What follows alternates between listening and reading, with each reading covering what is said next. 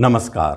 29 मार्च 2025 से आपको 2028 तक के अंदर जो शनिदेव रहेंगे मीन राशि में, तो कैसा प्रभाव डालेंगे। एक एक बात समझने जैसी है, ध्यान से समझेंगे, क्योंकि जो तकनीक का प्रयोग किया गया है इसे आजमाया गया है और यह सत्य बैठता है। क्योंकि मेष राशि वालों को सबसे अधिक चिंता इस बात की है कि उसके ऊपर शनिदेव अपने 7.5 का प्रभाव शुरू कर देंगे।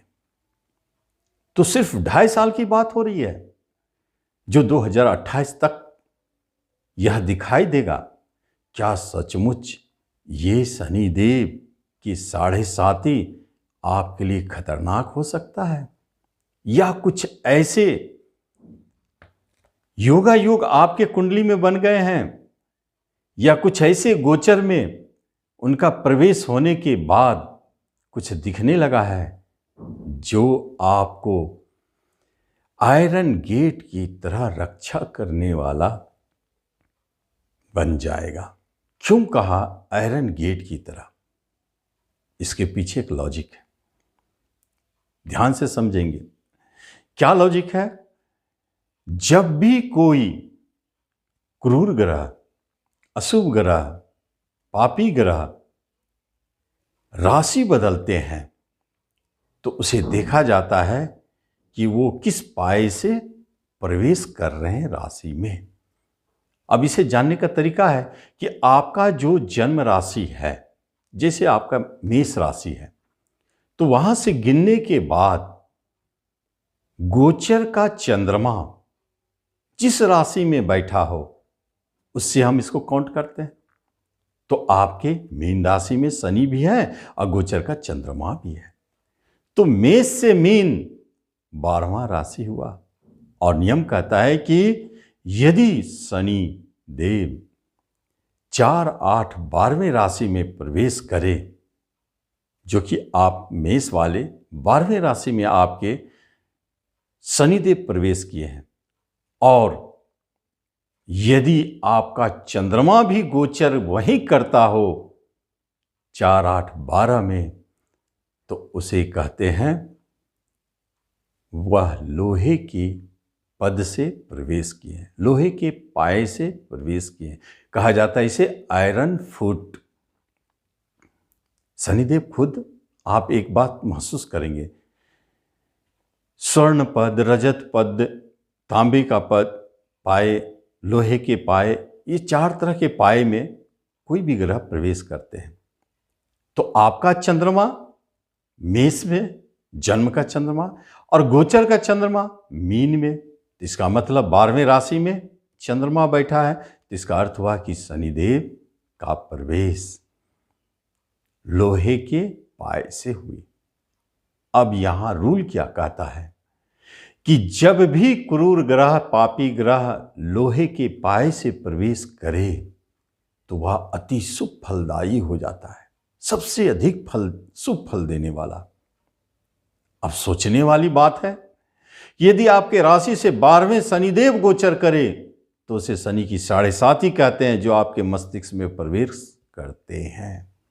और दूसरी तरह रूल कहता है कि यदि शनिदेव का प्रवेश लोहे के पाए से हो तो वह अति शुभ फल देता है। आपने सुना होगा कि किसी किसी को या बहुत लोगों को शनि की 7.5 का ये फेज, 2.5 वर्ष का एक फेज, जबरदस्त रिजल्ट दिया।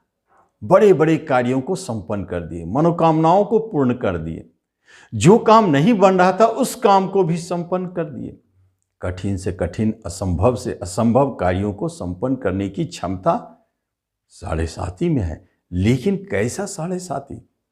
जब वह 7.5 आपको ऐसे पाए में प्रवेश करे जो उसके लिए अति शुभ हो जाता है। इसलिए कि शनिदेव का लोहे के पाए में प्रवेश सबसे शुभ माना जाता है। तो फिर लॉजिक क्या कहता है? कहता है लॉजिक 7.5 अपना प्रभाव दिखाएंगे।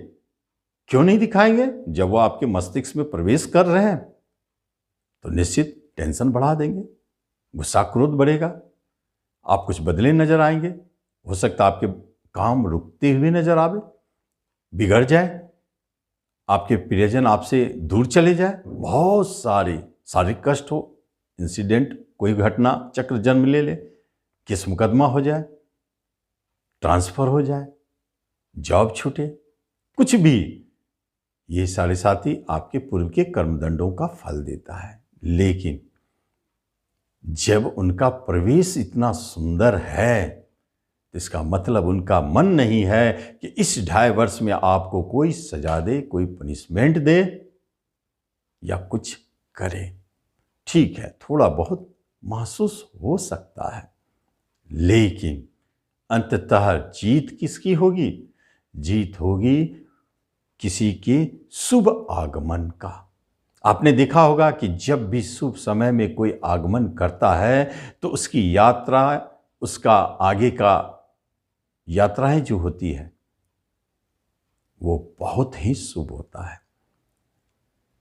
तो इसलिए यह जब ग्रह, क्रूर ग्रह शुभ प्रवेश कर रहे हैं तो इसका अर्थ है कि साढ़े साथी का जो नेगेटिव प्रभाव इस समय दिखाई देगा, जो 3-4 बातों पर फोकस करता है।